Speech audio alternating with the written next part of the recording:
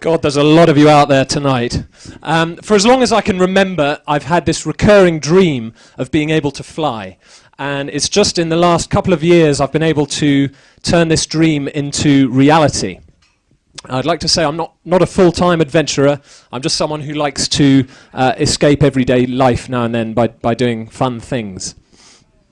When you're this sort of age, every day is an adventure, and it's just limited by your imagination. My brother Tom, on the left there, has been dragging me into adventures for as long as I can remember.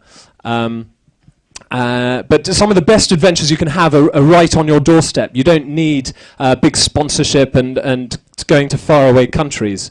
For 10 years of our lives, though, we did spend a lot of time and a lot of money climbing mountains. And we had a lot of fun, but it also took up a lot of our time. I'm very lucky to have someone like Tom who enjoys doing the same sort of things I do. But it was on that last trip to Everest that I lost a few toes, and I was on crutches for 8 or 9 months. And while I was trying to get better, I was desperate to try and get some of the excitement of the mountains without spending too long on my feet, which were a little uncomfortable. So it was around this time that my brother decided to buy a paramotor. And despite not having ever seen one fly before, I thought that sounded fun, so I ordered one as well. I first had to learn how to fly, and it took 7 days or so, which isn't very long, and I was quite amazed that you're allowed to fly really with very little regulation. These paramotors come apart to fit in the boot of a car, and they're very simple. You just have a couple of controls, left and right, and a throttle in your hand. You do look a bit silly, but it's one of the best ways I can think of to have a good adventure.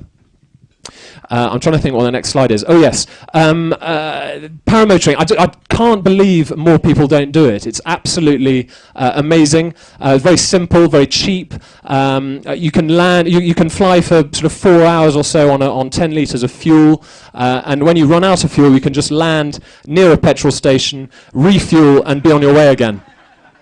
One of the best forms of adventure you can have with a paramotor is called vol bivouac, where you carry just enough kit to be able to spend the night out before continuing your journey the next day. And Tom and I flew around London last year, following the M25, sleeping at Potter's Bar, and refueling at petrol stations along the way. Things don't always go according to plan. The motors are quite unreliable, and I've broken down quite a lot. I'm not sure why I'm looking at the engine here. I know nothing at all about them.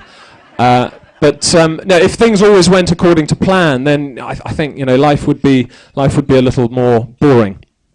As Al said, I've just got back from a 3-week expedition to Venezuela, which was sponsored by Hewlett-Packard, and we got on the plane with a little bit of luggage. We had some lightweight paramotors, and we had quite a lot of excess luggage to pay. It was Tom, me, and a friend of ours, Michelle Carnet, who's the world champion, and we spent a few days in the Gran Sabana area. This is near the border with Brazil, and we were just really at first spending a few days getting used to the motors and the wings, which we hadn't flown before, and getting used to launching at altitude. We were about 1,000 meters or so, and it was very hot.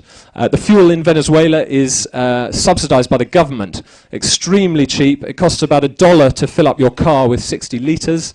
On the other hand, it is very dirty, and we had a lot of problems with our carburetors getting blocked up and leading to a few forced landings, which was a bit of a bore. But the area is absolutely stunning. It's known for its tepuis, these flat-topped sandstone mountains that just rise up out of the savannah. And once the engines were run in, we went for longer flights, just seeing nothing but a few anteaters and wild horses. It was quite stunning. We were quite unlucky with the weather. There were a few rainstorms to dodge. But it really was a paramotoring paradise with none of the airspace problems that we have in this country. What's next? I can't remember what the next slide is. Oh yes, one flight we were flying over a long committing section of jungle, and we had to land early as we were running out of daylight. And we saw a village below us. They were playing football. So rather than using the airstrip, we thought we'd land on the football pitch. We thought it was good to make an entrance. And anyway, the whole point of the trip, I haven't told you the whole point of the trip. The whole point of the trip was to go to the Angel Falls. But we didn't actually get there because the water level in the rivers was so low we couldn't get boats up the river. So we went to this place, Unek, which is a few hundred kilometers south of the falls. And we'd been told that the rivers here were full of gold and diamonds. So we came prepared, but we just found sand. The flying here was a little more difficult. There was a lot more wind because the mountains sort of fan the winds around in a funny way, and we had quite a lot of rain, but we did manage to fly quite a bit in the evenings before retiring to our hammocks for a good night's sleep. This trip didn't turn out as expected, but then again, if everything turned out as expected, I think life would be a slightly less interesting place. But expeditions don't have to succeed for you to have an adventure. For anyone thinking of taking up paramotoring, I would warn you that it is extremely addictive. It's become a huge passion of mine, but I think in life we do need passion. Otherwise, it becomes little more than work and sleep. What is the next slide? Gosh. Well, that was it. Yes. I'm sure I had something else to say. I think I'm just going to finish by saying whatever your passion is, I think it's important to have a dream and just go out and see if you can make it come true. And whatever happens, you are sure to have an adventure. Thank you very much.